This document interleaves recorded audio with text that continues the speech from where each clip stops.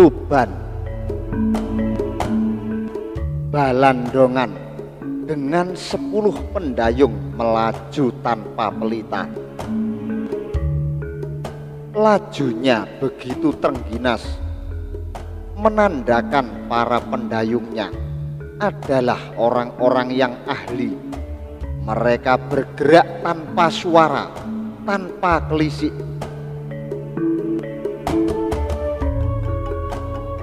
Ternyata tidak hanya satu balandongan di sana.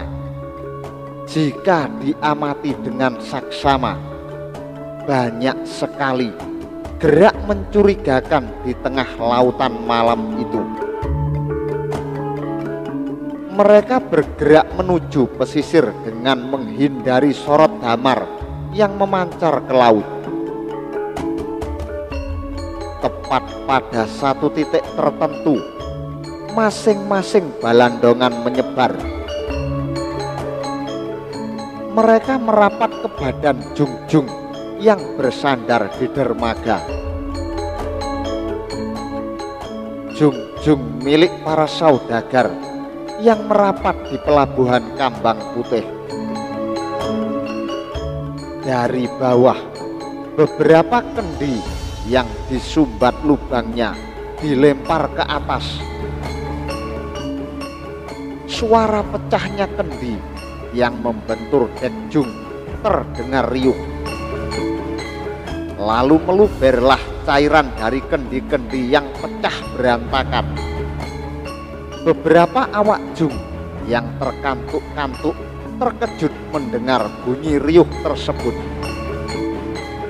Mereka semakin terkejut ketika mencium bau yang sangat menyengat, minyak panah.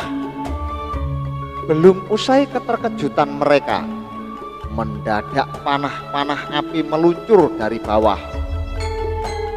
Begitu panah api menyentuh minyak tanah yang meluber, api seketika berkobar-kobar. Cukup sebentar saja, seluruh dek jung sudah terbakar. Hal serupa juga terjadi di jungjung lain.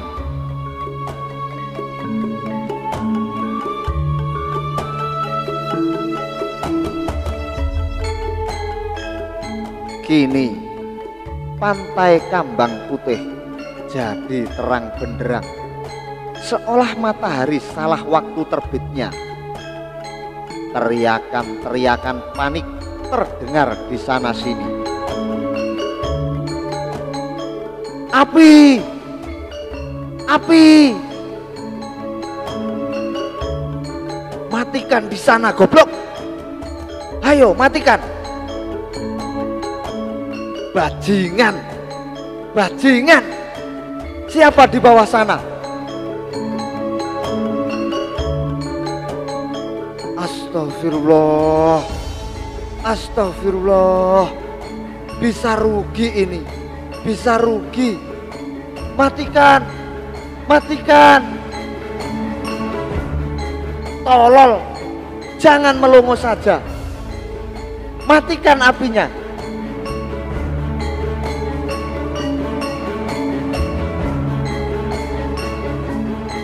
Tetapi tak ada yang sanggup mematikan api yang sudah berkobar sedemikian besar.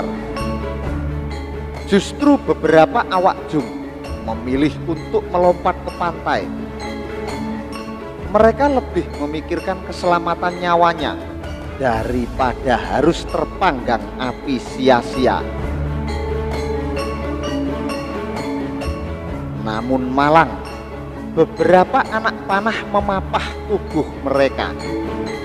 1-2 tubuh menggelosot, memekik kesakitan dengan anak panah menancap di tubuhnya.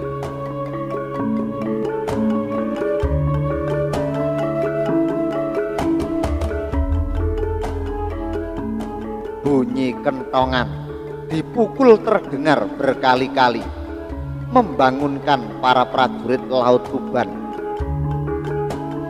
10 jung armada Laut Tuban segera mengangkat sauh.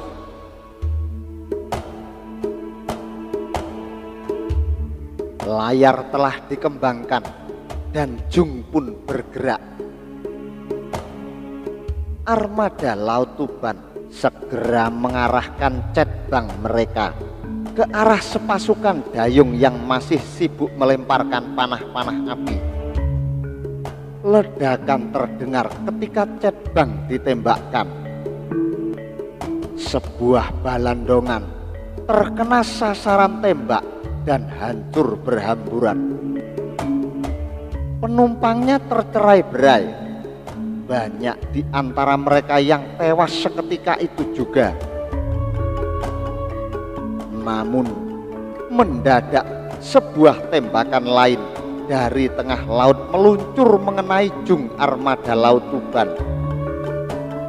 Dinding Jung pun jebol seketika.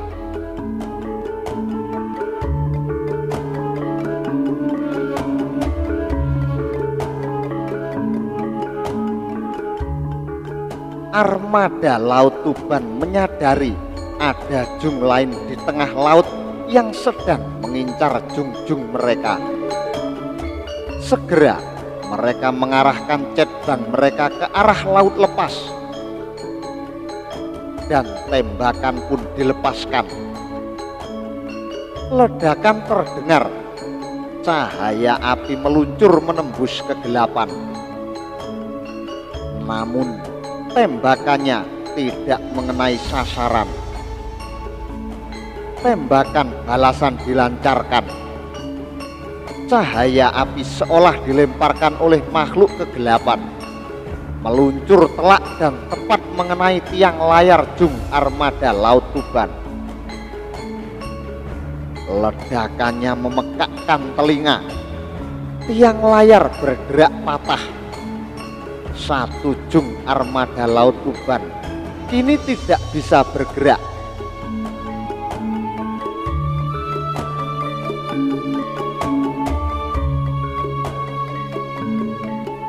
Menyadari tempat mereka tidak aman karena kobaran api sangat membantu Jung musuh melihat gerak laju Jung mereka. 9 Jung armada Laut Tuban lainnya segera bergerak ke tengah laut untuk mencari tempat yang gelap. Dan kini terlihat ada 6 Jung lain melepaskan tembakan-tembakan cetbang kepada Jung-Jung mereka. Balasan tembakan dilancarkan. Tembakan berbalas tembakan. Di tengah kegelapan, lontaran bola-bola api terlihat indah tetapi mengerikan. Di bawah sana, balandongan-balandongan segera menyelusup ke kegelapan seusai melakukan tugas mereka. 1-2 balandongan hancur berkeping-keping terkena tembakan cetbang armada Tuban.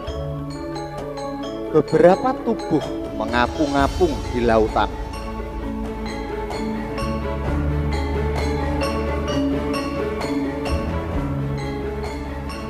Dari salah satu Jung armada Tuban, tepat pada tiang layar, seorang prajurit melambai-lambaikan nyala api di tangannya. Ada beberapa gerakan yang dia buat. Begitu selesai dengan gerakannya, api segera dipadamkan. Dan sebentar saja 8 Jung lain bergerak saling merapat. Tampaknya mereka sedang membentuk sebuah gelar tempur. Begitu Jung-Jung Tuban sudah berada pada posisi masing-masing, baru bisa diketahui bahwa mereka sedang membentuk gelar tempur Arda Candra Wyuha. Dan di tengah laut sana, 6 buah Jung juga bergerak membentuk gelar tempur untuk menandingi armada Tuban. Tidak jelas gelar apa yang mereka pakai, namun yang pasti pertempuran laut akan terjadi dengan dahsyatnya.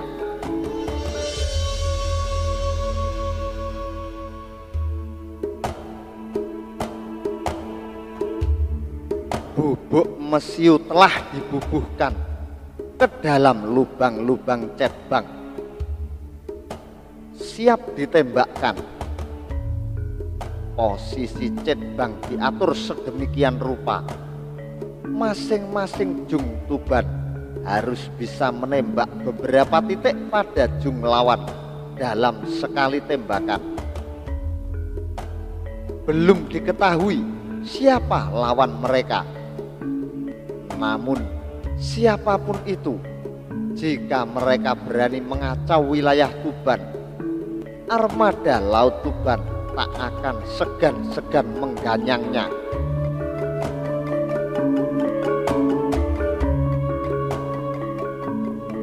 Tembakan pun dilancarkan kembali, serentak dan memekakkan telinga. Bertubi-tubi nyala api bagaikan kilatan petir, ledakannya bagai guntur yang menggelegar. Laut menjadi terang benderang untuk beberapa saat.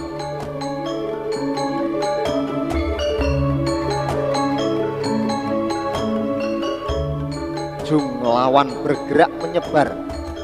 Tembakan demi tembakan ke arah mereka pun banyak yang meleset. Sebuah jung terkena badannya, melesak ke dalam.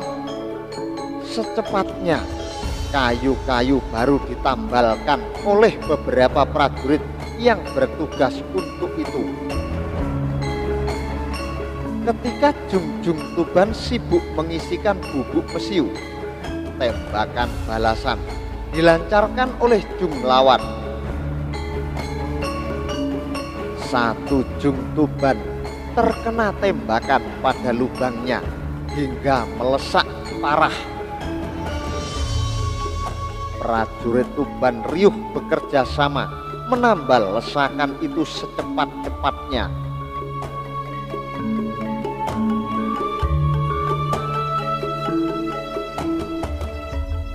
Dan ketika dari jung utama Tuban tampak nyala api yang diperlihatkan oleh seorang prajurit dari puncak tiang layar, serentak ke-9 jung itu bergerak maju.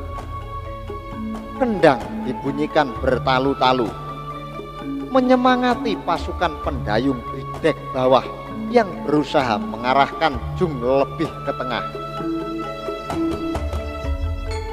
Begitu jung semakin ke tengah, segera layar dikembangkan dengan posisi tertentu, menyambut hembusan angin darat yang akan membawa mereka semakin jauh. Sementara itu, 6 buah jung yang ada di tengah lautan kembali merapatkan diri, membentuk gelar tempur baru.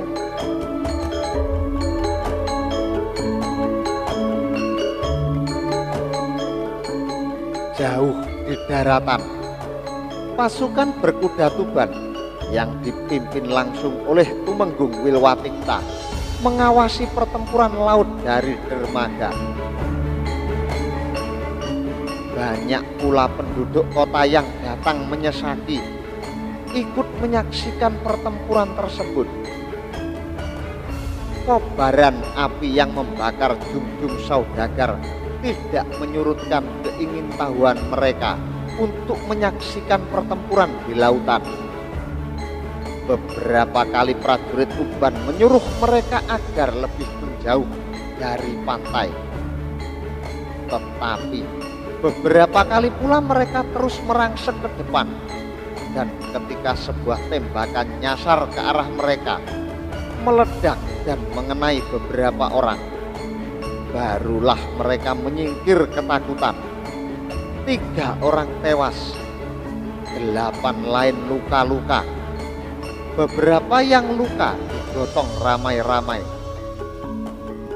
Mereka mengerang-erang karena ada bagian tubuh mereka yang jebol dan mengucurkan darah segar. Satu di antaranya adalah seorang saudagar Arab. "Mundur goblok, mundur!" Pekik seorang pemimpin prajurit Tuban sembari melotot marah.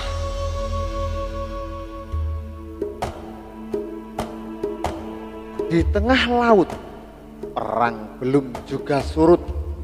Satu jung Tuban terkena sasaran tembak. Dinding-dindingnya jebol di sana sini. Tubuh jung mulai miring. Para prajuritnya mencebur ke laut, menyelamatkan diri.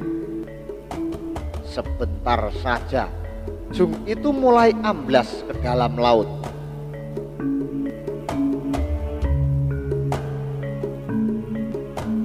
Tembakan cedang semakin bertambah. Bola-bola api semakin sering terlontar. Gemuruh suaranya terdengar begitu gagah dan membahana, seperti hendak menantang langit. Hingga pada suatu saat tembakan cedang terhenti sama sekali. Suasana menjadi lengang. Hanya deruan angin, suara ombak, dan gemeratak papan-papan kayu jung terlalap api yang terdengar. Mereka yang tengah mengamati dari pesisir tidak tahu apa yang terjadi. Mereka menanti-nantikan perkembangan selanjutnya, dan yang mereka dapat tetap sama, kelengangan.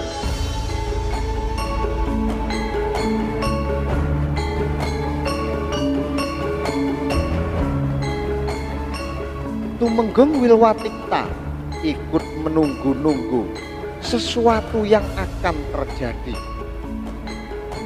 Di atas kudanya dia tampak resah. Sesekali kudanya meringkik-ringkik sembari menjejak-jejakkan kakinya. Dan ketika 8 jung Tuban berbalik meluncur ke dermaga, barulah mereka tahu peperangan telah selesai.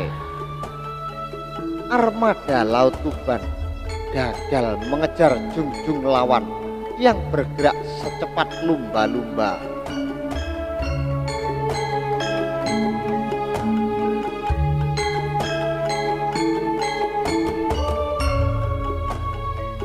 Beberapa prajurit berenang dengan susah payah ke tepian.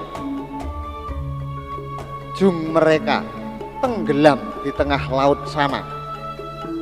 Banyak prajurit yang tewas dan yang berhasil selamat kini terkapar kepayahan di bibir pantai. Prajurit darat Tuban segera menolong mereka. Bahkan beberapa penduduk berlarian mendekat untuk membantu para kesatria mereka.